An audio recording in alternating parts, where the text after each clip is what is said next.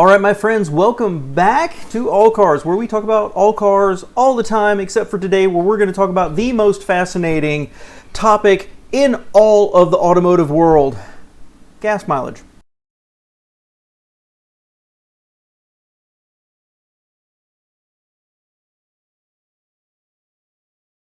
So, this has been something that's bothered me for a long time, mostly because I just am sick of living in a society where people complain about everything all the time.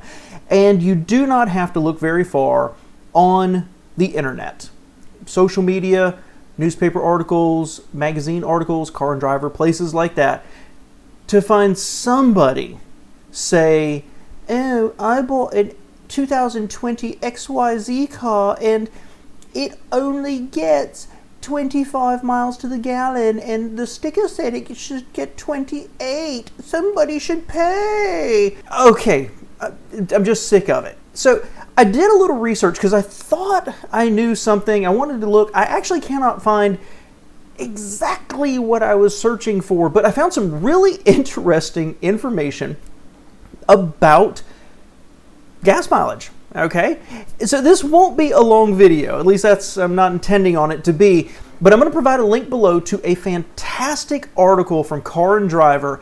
I believe it was from 2009, about the EPA, their gas mileage requirements, and how they actually do it. It was really interesting. So, for the most part, the EPA sets standards. They tell manufacturers how to run the tests to come up with the city and the highway miles, and of course the combined. And for the most part, the automakers have to do the test and self-report. That's number one. Number two, if I remember correctly, the article said there's only 18 people at the EPA. Out of this huge organization, there's only 18 people that work in the gas mileage section. And they write all those standards. And those standards were changed in 2008. And they have seen that the reported and the real world have narrowed much closer. So it's much more accurate than it used to be. But those 18 people can only test between, let's say, 250 cars a year. Now, when you take the entire automotive spectrum of what's available in the United States and the thousands of options of engines, fuel source, transmissions, all-wheel drive, four-wheel drive, everything available, they cannot possibly test every variation of every car sold in America. So they are spot checking things along the way.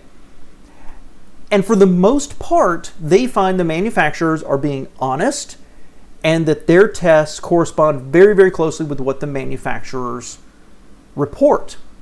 Now, there have been a couple of very high-profile cases where manufacturers were caught fudging, let's say, their test results. Hyundai had a very large one, but it's interesting. I think they said in something like 20 years, they've only had 2 rollbacks where manufacturers had to go back and change the numbers, basically. It's a great article because it also talked about how the testing is done. And it's actually highly skilled, highly trained people behind the wheel in a lab setting, right?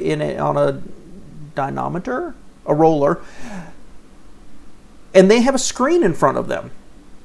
And so, say for the city driving cycle, they actually have a line that they have to match.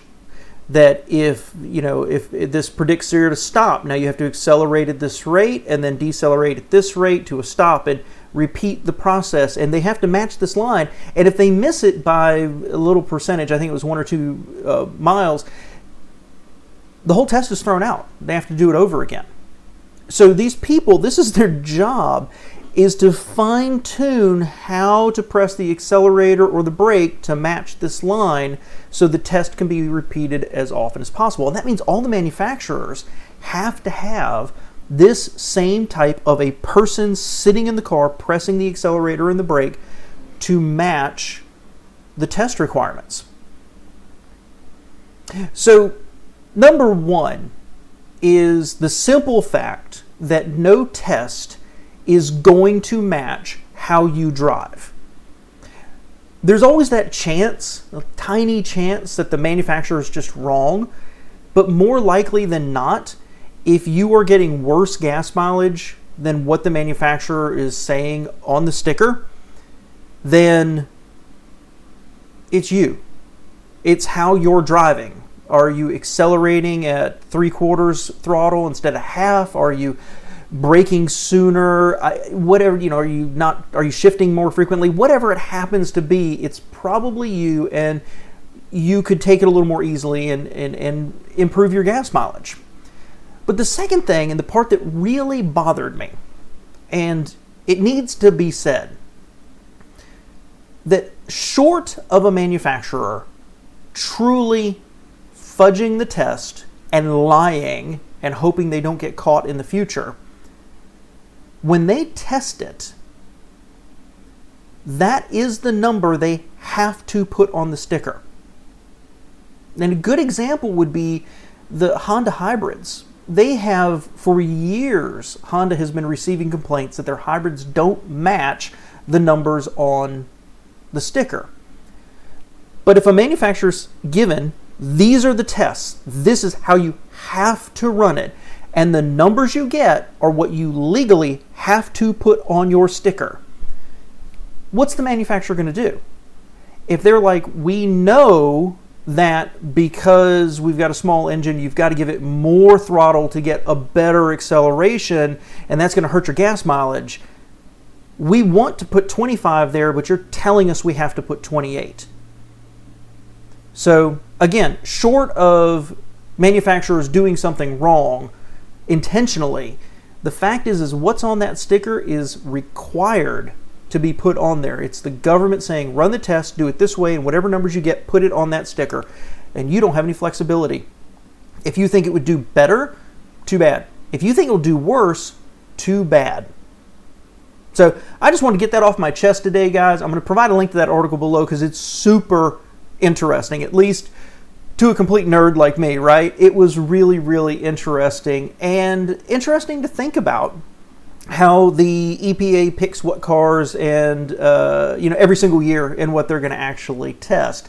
Mine, just for knowledge, I get really close to what the EPA recommendations are for my car. Really, really close. I don't gun it most of the time. Most of the time I'm a relatively moderate driver, especially in the interstate. I am completely happy to set the cruise control at the speed limit and cruise for hours and just watch the gas mileage rating go up. But anyway, let me know what you think, and if you have not been here before, please like the video and please subscribe to the channel. Thanks, guys.